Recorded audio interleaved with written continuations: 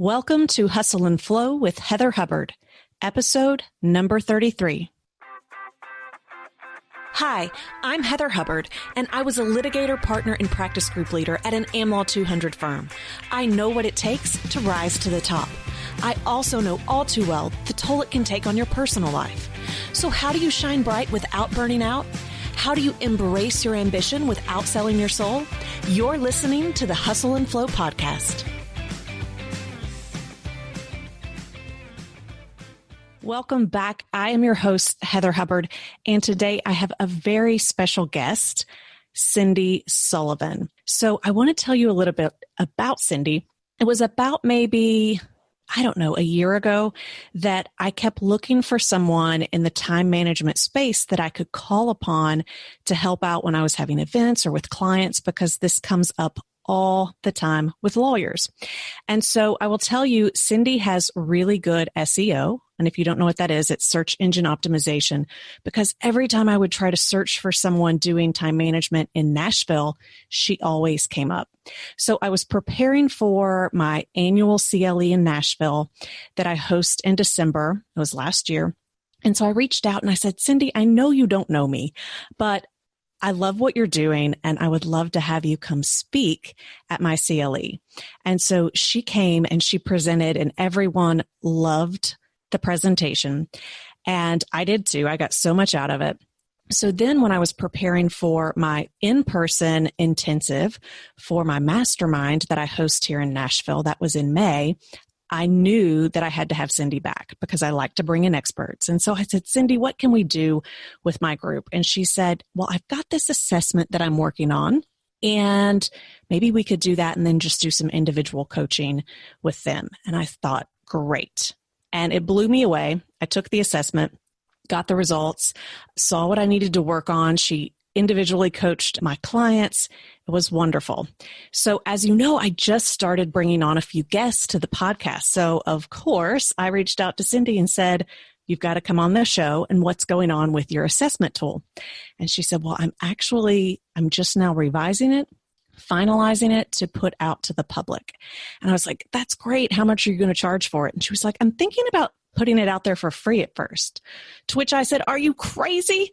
It's so good. And she was like, no, I think I'm going to put it out there for free at the beginning, and then I might charge for it.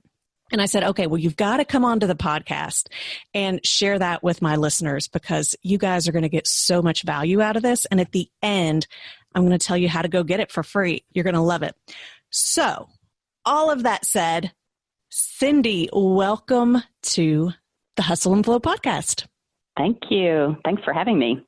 All right. Excited to be here today. Thank you. I am so excited to have you on, because I just know how much information you have to share, and there's just so much to share in this little bit amount of time. So before we get started, why don't you share with my listeners a little bit about how you got started in time management and what you do?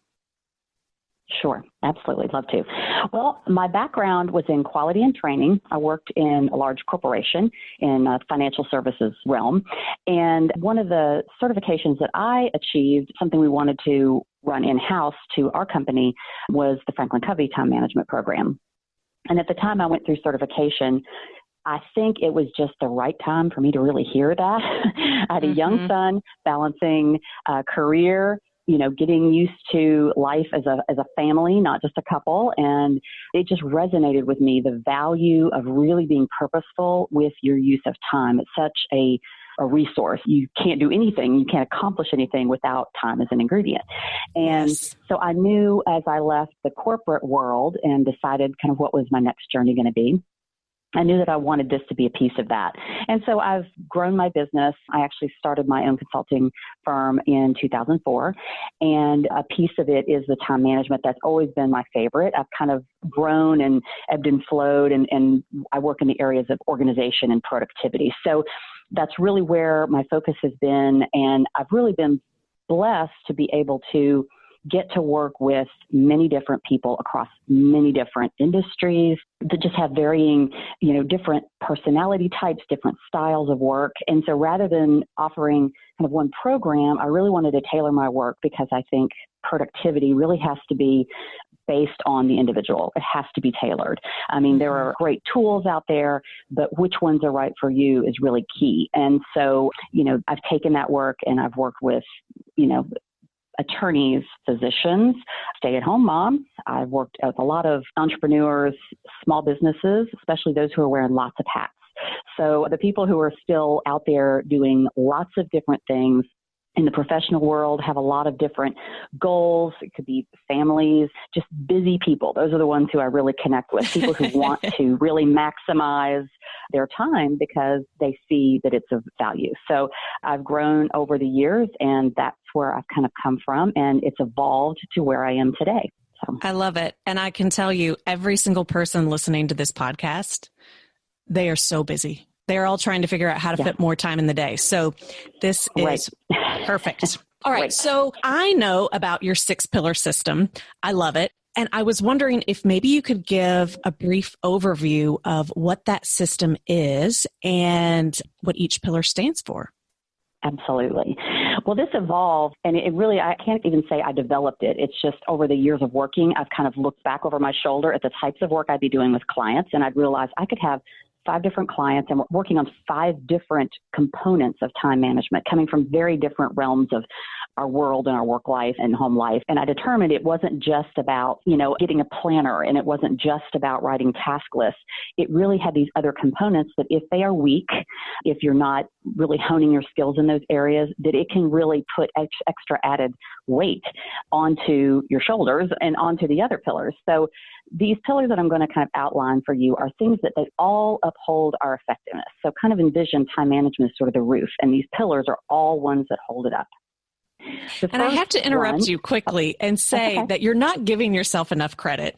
I get that, maybe each individual one is not unique, but I have never seen it presented in this way. And the feedback from the CLE, others that have attended a million different things on time management, they hadn't heard it presented in that way either. And so many people had aha moments. Well, it is different. Yeah, it's a different way of looking at it because it's not a linear system. It's not first you do this, then you do this. Yes. It's really take a look at how you're doing in all these areas. And so, I can even credit my clients with really kind of helping the discovery process on this, because it was even up until about 2 years ago, there would have only been 5 pillars. There was one that I think we're going to spend some time talking about today that I really added later because I recognized from this client that I thought, wow, that really is a component. So I'll just go ahead and kind of highlight what those are and what they mean. So goals and direction is the first one. And that has to do with how we're kind of aligning up with the things that are important to us. Now, these could be high-level values, big projects. It could even be, a career goal. So these are things that would kind of be what's pulling you in a certain direction. And are you connected with those? So making sure that what you're aiming toward is what resonates with you, being pure and authentic. It also identifies with not only having those goals, but understanding how to get there. Because there's nothing more frustrating than having a goal and no idea how to take a step, and so this really has to do with big picture thinking and how we make sure that we draw that big picture thinking and pull it back into our day-to-day and our week-to-week lives and make sure we're connecting with that. So how are you doing in that area? That's one pillar. The next one is time awareness. And this is really kind of how our ability to sense passage of time, kind of where you are as we go throughout the day. Some folks have that kind of good built-in internal clock. I'm one of those. And this is why this is one that got added. Because to me, I just can I have a good sense of time and where I am and about what an hour feels like and about how much time I can get things done in an hour. And so this wasn't something that was really heightened on my awareness, but I had a client who really said, we could do all this planning and can map out my week, but I'm really not able to guess and accurately predict how long things are going to take me. So the plan goes out the window. So that's sort of where this one came from. So it's the ability to sense the passage of time. It's also an awareness of how long things take. There's lots of things that can impact that. Everything from being brand new in your world, like think of a student starting a semester. They don't know how much homework time they're going to need or what that instructor is going to expect. Likewise, a job. You're working, it's new responsibilities. So some of that's knowledge and some of it is just having never really analyzed and looked at the activities you do regularly to really determine how much time do I spend on these things. and also the value you place on time. Some people just kind of have a slower pace that they work at and very hurried. Other people work at a frantic pace. So all of this, feeds into time awareness and how we kind of capture that. So that's the second pillar. I notice both of these two they're really about becoming self-aware. They're not even where the rubber hits the road. So these are things that we sometimes hit on with clients. I want to make sure we kind of assess that these are things that can trip you up. For some people, they are not. You're very on target with goals, and time awareness may not even be an issue. But it's good to analyze these. It's good to look at these, because if you don't, how can we identify something that might, waylay the best laid plan? Then we get to structure and planning. This is actually how you kind of build what I call the topography of your week, where the busy times are, where do you have certain times of the week that you do certain activities? How are you going to plan and fit things in? So, and building in time for those right things, not just the things that come at you in the day, but those things related to goals and projects and career aspirations, or are we doing them? And then not only that, but doing them effectively. So planning is really about forethought and planning and purposeful choices. So the fourth pillar is then about habits and self-management. This is where, when you're in the moment, how are you actually responding to, your own internal voice, external distractions? This is about focus and concentration, decision-making. How quickly can you make a decision? If you tend to be one that needs to gather tons and tons of data, and, you can almost overanalyze things, or perfectionism, all of those type of things, they wrap into habits and self-management, as does things like delegation, procrastination, dealing with distractions. So all of those things that are about us acting appropriately in the moment. Then the fifth pillar is systems and prompts, those tools that you use to keep you effective. Are there processes that you need to develop? Are there routines, habits, planning systems? And that could be a paper planner. It could be a combination of things. And that's what it is for a lot of folks. It's a tied-in calendar to work or home, teamed with a way that you can kind of keep track of all the things that you want to get done. So that's also tied into systems and prompts, as are reminders. So how do you have things set up so that you'll get a reminder about something that's coming up at the appropriate time, not at an inappropriate, just to set a reminder, work on this today. That's probably, could come up at a time that it's not going to be the moment. So how do you cue those things up to really come back before you and, jog your memory when it counts? And then last is physical organization. So how organized you are and how you have things around you so that you can function well. And it doesn't even have to just be things, such as your desktop. It could be things that you have in your system. So I do a lot with organization with, kind of your files, emails, all of those type of things. Can you get to things you need quickly? Is it easy to find what you need? Likewise, is clutter, so much a part of your world that you can't be effective where you are? Is workflow and paper management, have you assessed that? Storage, accessibility, how you can function, all of those things tie into the sixth pillar of organization. So that's a very high level review of all six.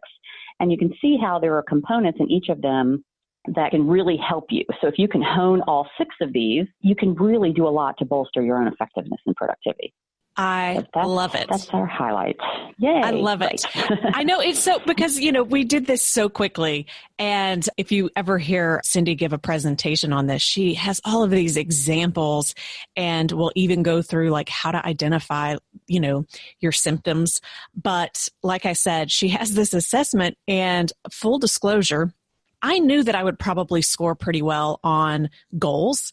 I would hope so. I mean, that's part of what I teach. Yep. So knocked that one out of the park. But for you guys that are wondering, where's my major weakness? It is just putting it out there. It's organization. And it's funny because people always assume I am organized because I've got the planning and the structure and the goals down pat.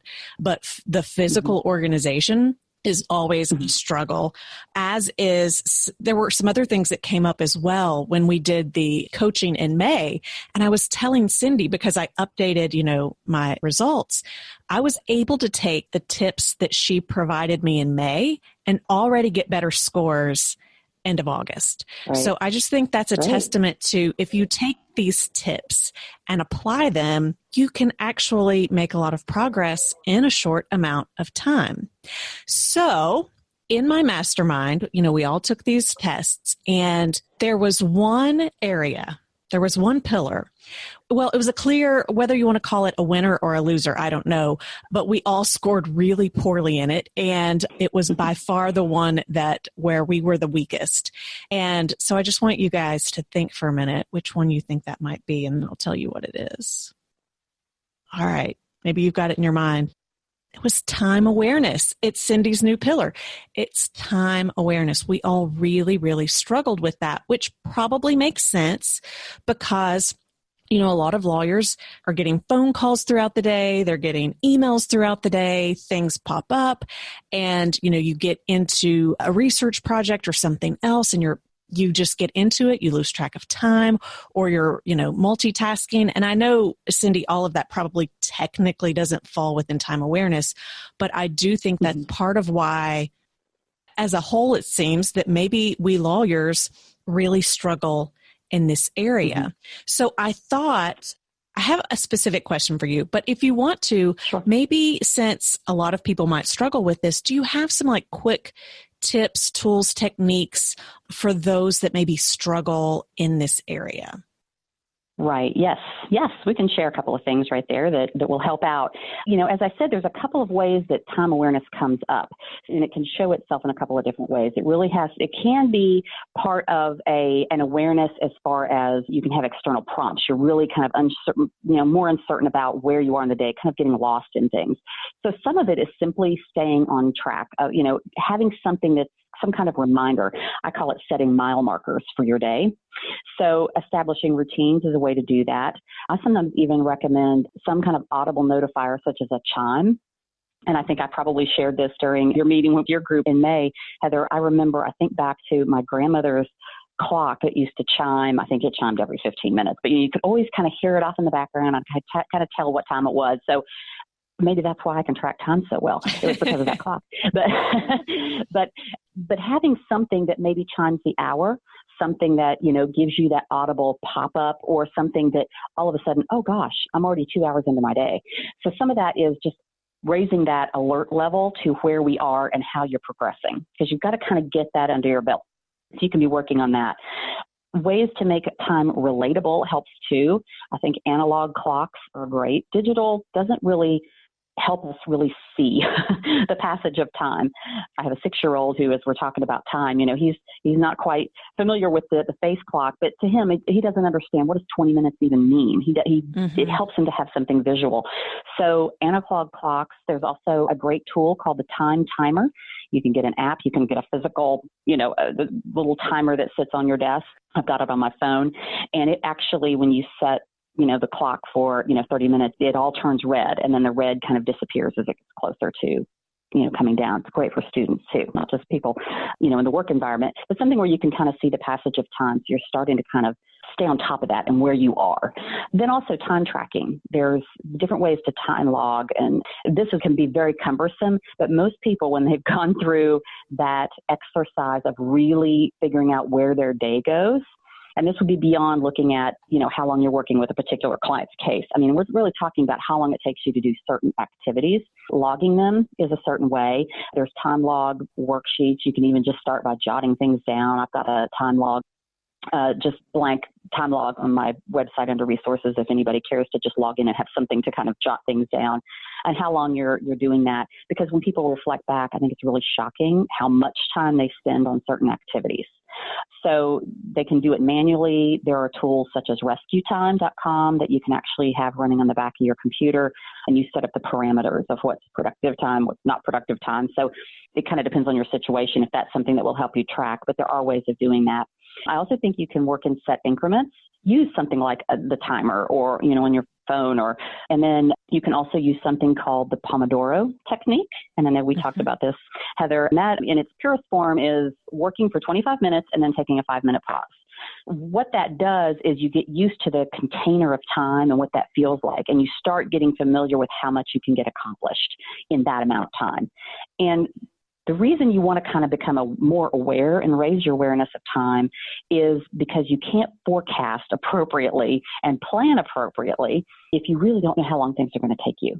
So there's some education you have to do around how much time you're spending. and then so you can accurately kind of plan. This all feeds back into planning. And as you said, there are some things we could talk about relating to time management, and they may or may not be that pillar, but they all work together. Think of kind of the little cogs in a machine, and they all come together. So almost every one of the components within all of the pillars touch other sides. So that's very common. And when we're tracking time, that whole idea of multitasking, you mentioned that earlier, that is a real struggle because you kind of take away the ability to really understand in their pure sense how long things take. It also divides your attention. So can we talk about that a little bit? Yeah, absolutely. Oh my gosh. Yes, because attorneys are terrible at this. But I love your point on tracking time. So I have two thoughts on tracking time. One is more and more companies are requiring budgeting. So if you're in-house, you need the ability to, look at a budget and know whether or not outside counsel's budgeting even makes sense. And if you're outside counsel having to prepare a budget, you also have to know how long something's going to take. And I have witnessed all kinds of attorneys, myself included, because we have no idea. We just have these, presumptions.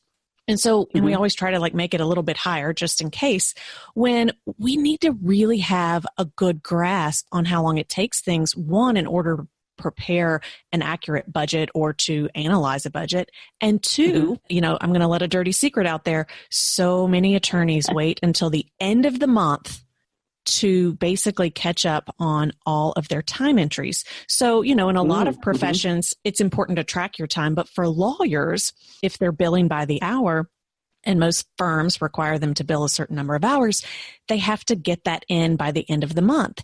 And so many people don't keep track as they go, and then they have to get it all entered. And I'm just going to throw this out there, that if you're not good with time awareness, and I think we have, we probably didn't have a good enough statistical, grouping, but I think attorneys struggle with this. When you're going back to look at how much time you spent, you probably don't actually know. So you may be underbilling or you may be overbilling. And with the one, you're not getting enough credit for the time you spent. And with the other, it's probably unethical. But so let's talk about that. For people that struggle with doing concurrent billing, tracking of their time, and they're multitasking all day long, do you have any, tips for how they can get that under control? Or is that too broad? Well, it can, it's always great when we can talk one-on-one with somebody, get their specific example. So I'll try to hit on it. It'll be a little broad, but we absolutely can hit on that. First off, when it comes to the whole idea of tracking the billing and that idea of coming back and trying to recreate that, you're correct. Even it's going to be really hard. I was back and it's hard for me to remember how I spent all my time yesterday, let alone at the beginning of the month. And so, you absolutely want to achieve accuracy, but it's hard to kind of make a case for how long something else is going to take if you're kind of, having to sort of guess it. Another real, kind of tactical way to approach this is looking at the fact that if you can do something and do it in a minimal amount of time, now think of at the end of the day tracking, or maybe at lunchtime you go in and enter tracking, and again at the end of the day, or however it is, or maybe you log it. Maybe you're a tactile person like me. I like to write things down. So maybe you're logging things, jotting them down, and you get them entered into the system. Doing those at that time is going to take so much less time in and of itself than if you wait to do it later. So if you're going to do something and it's going to take you, minimal time, now is always going to be better. The problem is it's a gut reaction that, I'm tired. I've worked all day. I've been busy.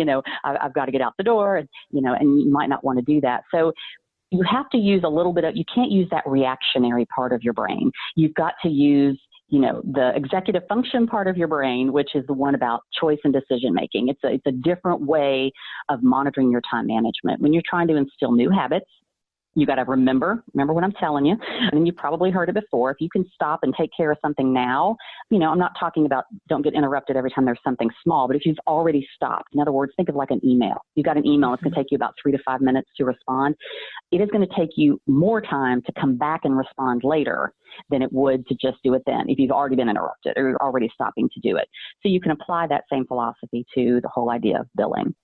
And the idea of multitasking in itself, to kind of broaden out on your question, I think one of the easiest ways to do that is to use those chunks of time, something such as the Pomodoro, or using a 20-minute block of time, or 30-minute.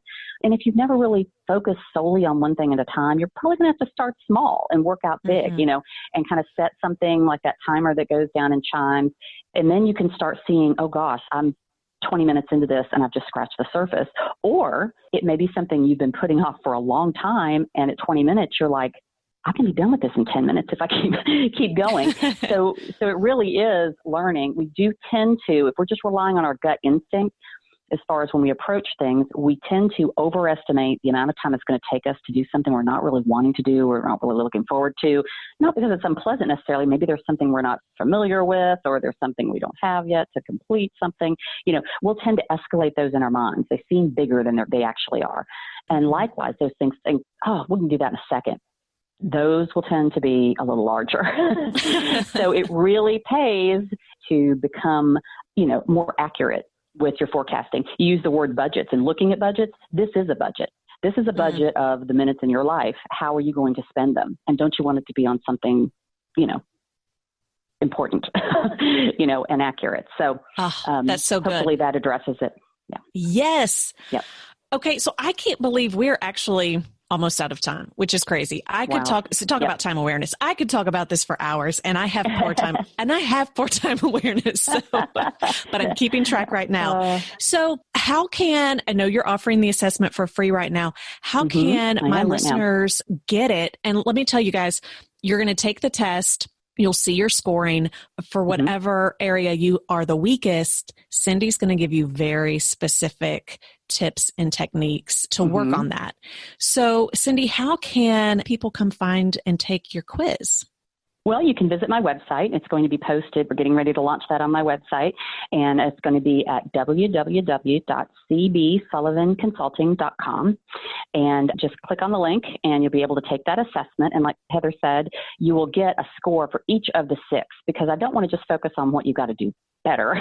I want you to see where you've got strengths, because, most people are strong in some areas and they tend to beat themselves up about time management. So I think it's real important to look and gauge. We can all have, I've got areas that I can get better. So the one that is the highest ranking, or if you have 2 that tie, it will give you just a few tips that are kind of general tips for things you can do to kind of get started, focus on there. There's going to be lots of resources on my website. You can also follow me on Facebook, Cindy Sullivan Consulting, and I'm going to be posting a lot of, classes, teleclasses, and I'll be posting the assessment there as well. So feel free to like me on Facebook, and you'll see a link to some of those things. So I'm doing this now. I'm offering it free, and it's going to be kind of a generic result, but I am also going to be offering consultation. So if you want to kind of take that result that you've got and meet with me for a one-on-one consultation to kind of tailor it, then there will be a link there where you can also sign up to do something like that. So, and anyone that does a one-on-one consultation and then in turn wants to kind of work and go on and kind of continue and focus on a certain area, then that gets to be applied to any future consulting work that we do. So hopefully that provides lots of resources. Everybody can get something. You can walk away from taking the assessment, and I'd love to hear feedback and see how it's helping you out. So I want to help people be more productive and effective. So, guys, this is so good. I mean, you don't even understand how good this is. So it really is. So we'll put this in the show notes as well, but it is cbsullivanconsulting.com. Again, that link will be in the show notes. You can follow Cindy on Facebook. Absolutely take this assessment while it is still free. And I highly encourage you to look at what all she offers as well, because she is brilliant.